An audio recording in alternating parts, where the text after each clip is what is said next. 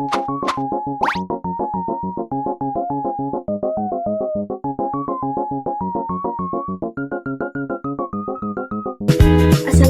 warahmatullahi wabarakatuh.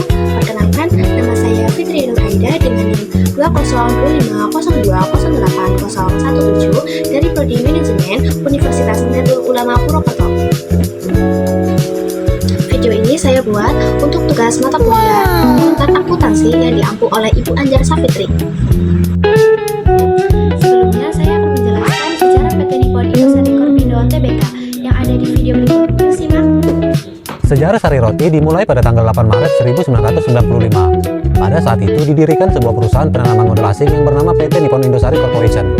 Setahun setelah berdiri, tepatnya pada tahun 1996, perusahaan meluncurkan produk komersial pertamanya dengan merek sari roti. Pada tahun ini pula, perusahaan mulai mengoperasikan pabrik pertamanya yang berada di Cikarang, Jawa Barat. Ketika pertama kali diperkenalkan, sari roti mendapat sambutan baik di tengah masyarakat. Sari roti dibuat dengan standar dan kualitas seperti roti-roti khas Jepang yang dikemas dengan baik sehingga kualitasnya akan tetap terjaga hingga ke tangan konsumen. 2 tahun setelah perusahaan berdiri, tepatnya pada tahun 1998, Wendy Sui Cheng Yap atau biasa dipanggil Wendy Yap diangkat menjadi presiden direktur perusahaan. Wendy Yap merupakan putri dari seorang pendiri Bogasari Flour Mill, perusahaan tepung terigu terbesar di tanah air. Dia adalah wanita yang berjasa dalam membuat merek sari roti menjadi perusahaan roti yang berhasil masuk ke Bursa Efek Jakarta. Seiring dengan perkembangan perusahaan dan semakin banyaknya permintaan sari roti, pada tahun 2001 PT Nippon Indosari Corporation mulai meningkatkan kapasitas produksinya dengan menambah 2 lini mesin baru, yaitu mesin untuk roti tawar dan mesin untuk roti manis. Di samping itu, perusahaan juga melakukan pergantian nama pada tahun 2003 dari yang sebelumnya bernama PT Nippon Indosari Corporation menjadi PT Nippon Indosari Corpindo. Perseroan Di sini saya akan menjelaskan tentang analisis SWOT pada PT Nippon Indosari Korpindo Tbk.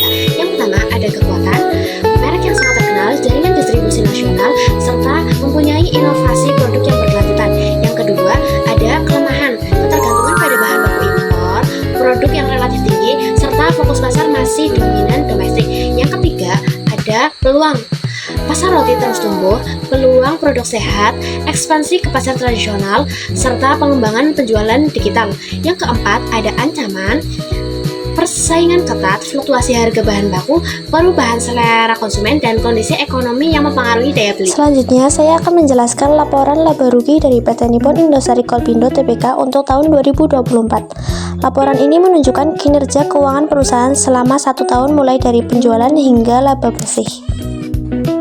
Perusahaan mencatat penjualan bersih sebesar 3.932.170.000.000.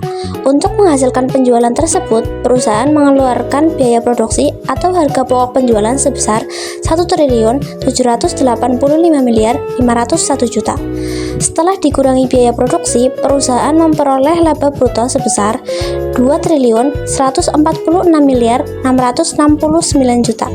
Ini menunjukkan bahwa kegiatan produksi dan penjualan perusahaan cukup menguntungkan.